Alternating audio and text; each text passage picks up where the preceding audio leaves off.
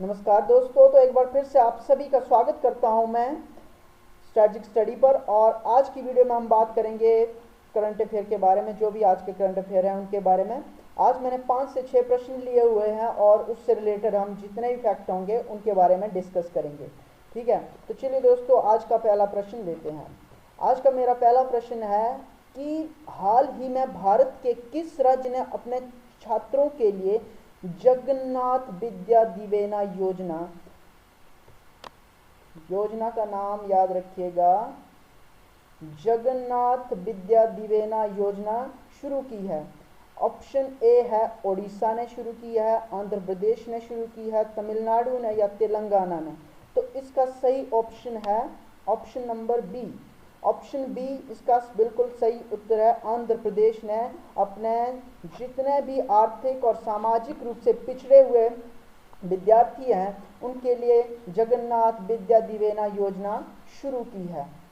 तो अब करते हैं आंध्र प्रदेश के बारे में, जो एक्स्ट्रा फैक्ट है उनके बारे में जानकारी प्राप्त। तो आंध्र प्रदेश की राजधानी सबसे पहले आता है। आंध्र प्रदेश की राजधानी क्या है? आंध्र प्रदेश की राजधानी हैदराबाद है। आंध्र प्रदेश की राजधानी, एक बार फिर बोलता हूँ, हैदराबाद है। और कई बार ये भी प्रश्न पूछ लिया जाता है कि आंध्र प्रदेश की राजधानी हैदराबाद कौन सी नदी के किनारे है? आंध्र प्रदेश की राजधानी हैदराबाद कौन सी नदी के किनारे है? तो कौन सी नदी के किनारे है आंध्र प्रदेश की राजधानी? हैदराबाद, है ना। और वो है मूसी नदी के किनारे। आंध्र प्रदेश की राजधानी मूसी नदी के किनारे है और आंध्र प्रदेश की राजधानी क्या है? हैदराबाद है। ठीक है, इसके साथ पूछ लिया जाएगा मुख्यमंत्री कौन है? तो वाई एस जगन मोहन रेड्डी। आंध्र प्रदेश के मुख्यमंत्री है वाई एस जगन मोहन रेड्डी। और यही प्रश्न भी पूछा जा सकता है कि आंध्र प्रदेश के राज्यपाल कौन है? तो विश्वभूषण हरिचंदन। कौन है? आंध्र प्रदेश के राज्यपाल है विश्वभूषण हरिचंदन। और इसके साथ और भी प्रश्न पूछे जाते हैं। यहाँ पे दो जो नेशनल पार्क हैं वो बहुत इंपॉर्टेंट है, श्री वेंकटेश्वर और पापीकोंडा नेशनल पार्क। श्री वेंकटेश्वर, ध्यान से सुनिएगा और नोट करते जाइएगा, नोट कर लीजिएगा, क्योंकि ये इंपॉर्टेंट है, क्योंकि बहुत सारे एग्जाम्स हैं ये प्रश्न पूछ लिए जाते हैं। श्री वेंकटेश्वर और पापीकोंडा नेशनल पार्क जो है यहाँ के बहुत इंपॉर्टेंट नेशनल पार्क हैं। ये कई बार पूछे गए हैं और आगे भी पूछे जा सकते हैं, तो नोट करते जाइएगा। इसके साथ एक और प्रश्न बहुत इंपॉर्टेंट है आंध्र प्रदेश से रिलेटेड कि भाषा के आधार पर गठित होने वाला भारत का पहला राज्य कौन सा है? तो वो भी आंध्र प्रदेश ही है दोस्तों। तो आप नोट करते जाइएगा। मुझे मालूम है कि ये प्रश्न कहीं पता भी होंगे और नहीं होंगे तो आप पता लग जाएंगे। तो भाषा के आधार पर गठित होने वाला पहला राज्य कौन सा है? आंध्र प्रदेश।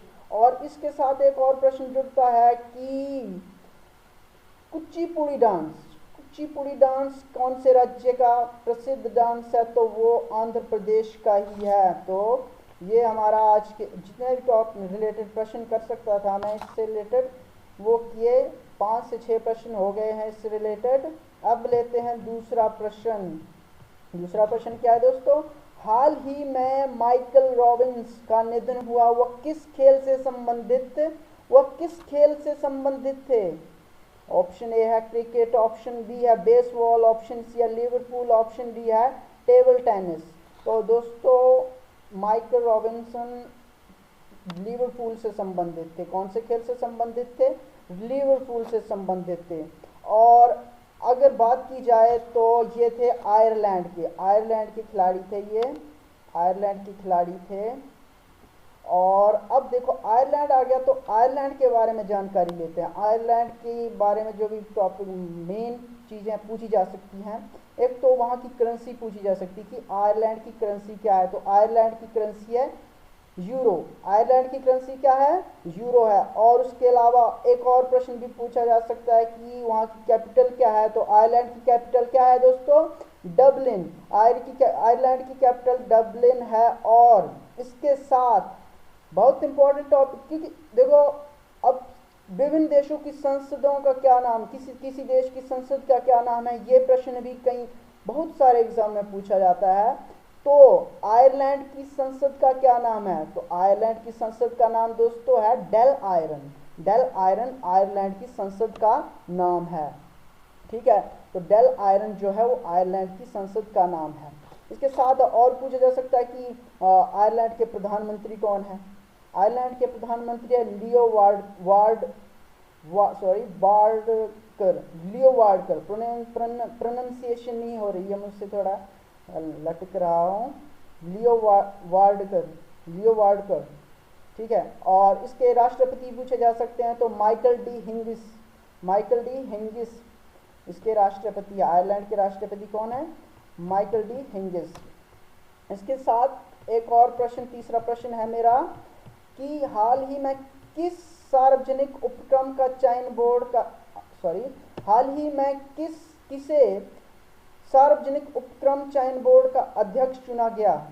हाल ही में किसे सार्वजनिक उपक्रम चयन बोर्ड का अध्यक्ष चुना गया? अब सार्वजनिक mean public enterprise selection board.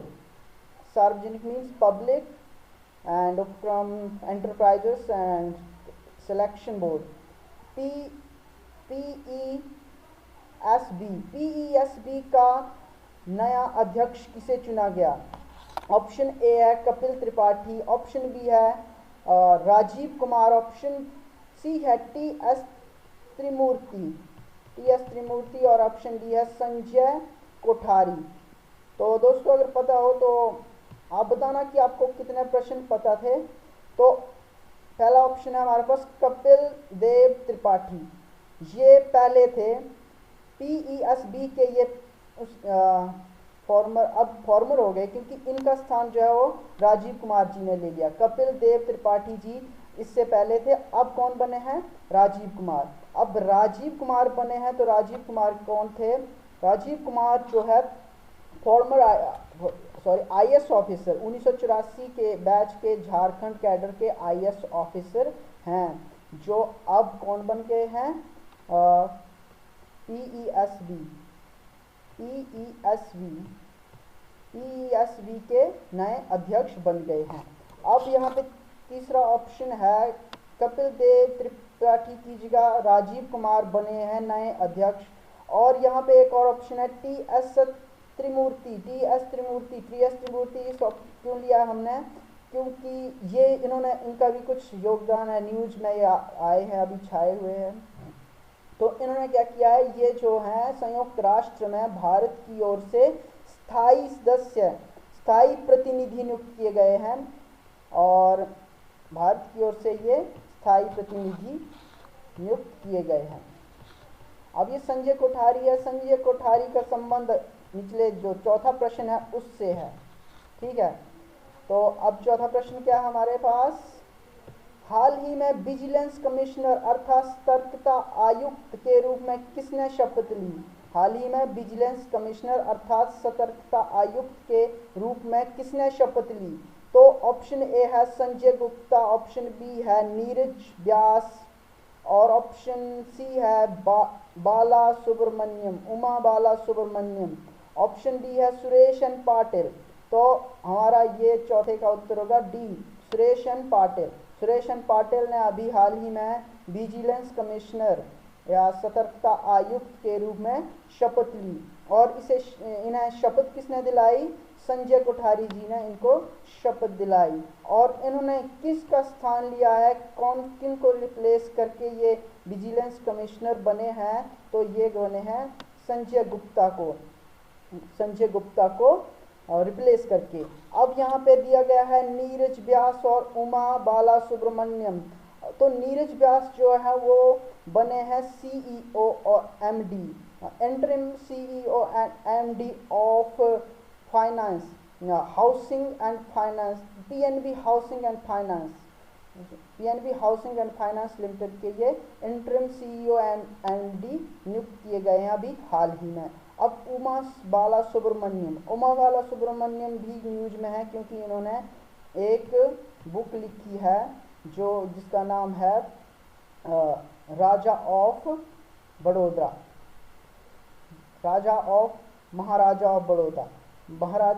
के नाम से ऐसी कुछ बुक लिखी है। इसके ऊपर थोड़ा आगे पीछे हुआ तो माफ करना।